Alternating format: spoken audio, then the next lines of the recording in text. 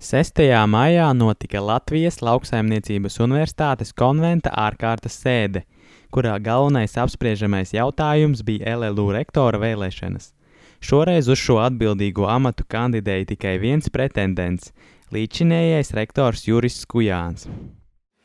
Balsošanas rezultāti.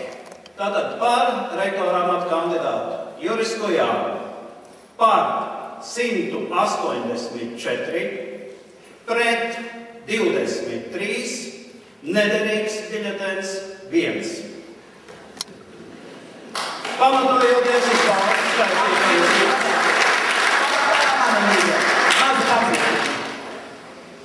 Jā. Lūdzu, nobeidziet. Jā, pamatojoties uz balsu skaitīšanas rezultātiem, Juris Skujāns ir ievēlēts rektora amatā.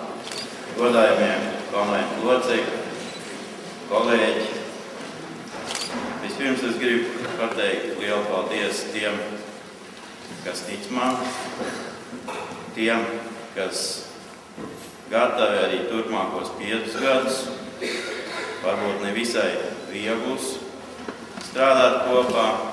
Ieceres mums ir ļoti daudz. Esam daudz ko ļoti labi arī aizsākuši, un galīgā pesimismā nevajadzētu krist, jo, kā jau es teicu, Eiropas Savienība tomēr arī ir virzīta uz zinātnes un izglītības attīstību.